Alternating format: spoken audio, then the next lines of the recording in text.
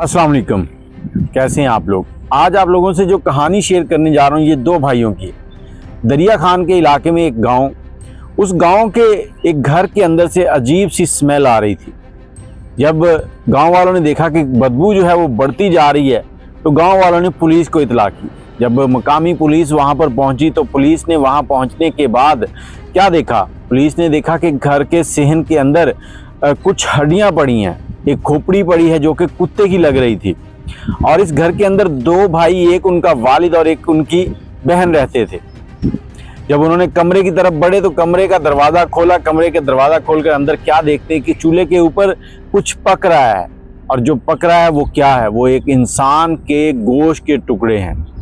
फिर उन्होंने देखा कि फर्श के ऊपर चींटियां एक तरफ जा रही हैं, और वो चींटियां कहाँ जा रही हैं, उन्होंने ये जब ताक़ुब किया तो बेड के नीचे एक लाश पड़ी थी। वो लाश सायरा नामी एक औरत की थी, और इस सायरा नामी औरत की पिछले दिन ही मौत हुई थी और उसको कब्रिस्तान में दफन किया गया था। ये दोनों भाई रात के वक्त उसकी लाश निकाल कर ले आए थे।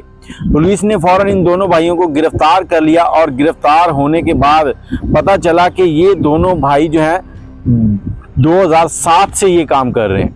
2010 के अंदर जब ये गिरफ्तार हुए तो इन्होंने इंकशाफ किया कि ये 100 से ज़्यादा मुर्दे खा चुके हैं। इसी दौरान इन्होंने कुत्तों को भी खाया, और जो भी सामने चीज़ आती इस तरह की हराम चीज़ ये खा जाते थे।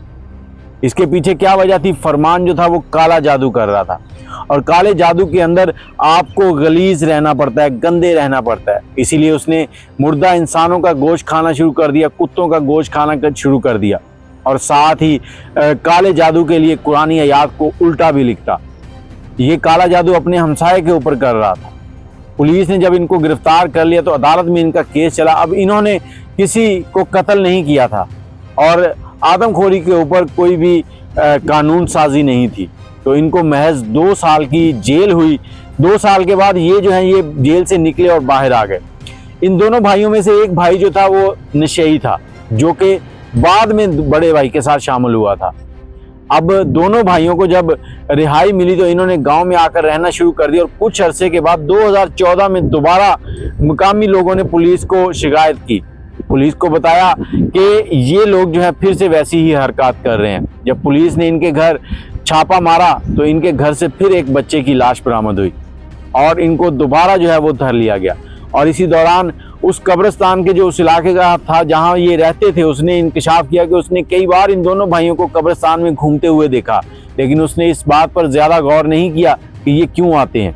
और गवर्नमेंट को भी चाहिए कि इस तरह के केसेस को हैंडल करे, जो लोग नशे के आदी हैं उनका इलाज करवाए। अब 2014 के अंदर बाहर निकलने के बाद जब इन्होंने दोबारा ये हरकत की, फिर जेल गए, केस चला, तो इस बार इनको 12 साल की सज़ा हुई। और ये 2 आदमखोर भाई पूरे पाकिस्तान में बहुत मशहूर हुए थे।